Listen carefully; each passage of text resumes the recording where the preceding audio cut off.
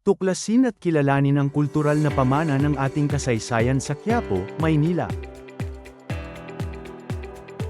Kilala ang Quiapo, Manila bilang isa sa mga may pinakamaraming makasaysayang bahay na naitayo at nananatiling makikita sa kasalukuyan. Mayroong isang barangay dito sa Quiapo na kung saan ay may mahigit 10 na heritage houses at mga gusali. Ito ay sa Barangay 393 sa kahabaan ng Guzman Street. Kilalang mga pamanang bahay sa Quiapo. Ang bahay Nakpil Bautista ay itinayo ito noong 1914 ni Arkitekto Arcadio Arellano. Ito ay itinuturing na isa sa kilalang bahay na bato. Ito ay matatagpuan sa Bautista Street, Quiapo, Manila. Paterno Heritage House o mas kilala ngayon sa tawag na Paras ay naitayo noong 1870. Ito ay kasalukuyan ng residential house. Ito ay matatagpuan sa kahabaan ng Hidalgo Street. Padilla Heritage House ni Augusto Padilla ay itinayo noong 1880 sa kanto ng Guzman Street at Hidalgo Street na nanatili ito sa pangangalaga ng pamilya Padilla.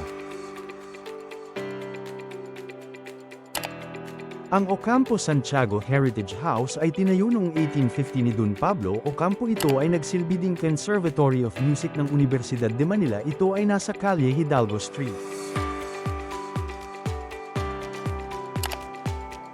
Ang Zamora Heritage House ay itinayo noong 19 na siglo ni Dr. Manuel Zamora na isang chemist. Ito ay nireforma ni Pablo Antonio. Ang bahay na ito ay matatagpuan sa Hidalgo Street. Ang Casa Boax House o dating Teotico Crespo House ay kilala sa estilong neoclassical dahil sa mga bulaklak na trellis. Ito ngayon ay residential house sa Bautista Street.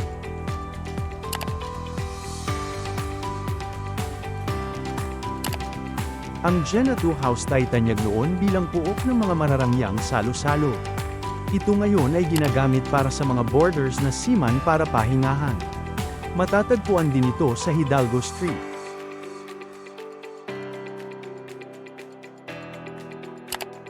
Ang Shrine of the Holy Face of Jesus ay matatagpuan sa 1111 FR Hidalgo Street, Quiapo, Manila. Ito ay isang makasaysayang simbahan at debosyonal na sentro noong ika-1 ng Oktubre taong 1986. Ang Nazarene Catholic School ay isang pribadong paaralang Katoliko na matatagpuan sa 1053R Hidalgo Street, Quiapo, Manila. Itinatag noong 1951 bilang Quiapo Parochial School sa pamumuno ni MSGR Vicente Fernandez. Layunin nitong magbigay ng edukasyon sa mga kabataang mula sa komunidad ng Quiapo.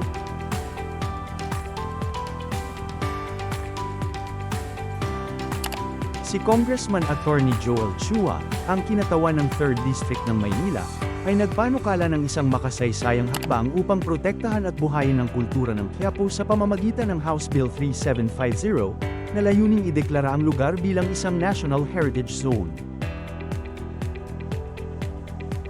Tagapangasiwa sa Barangay 393.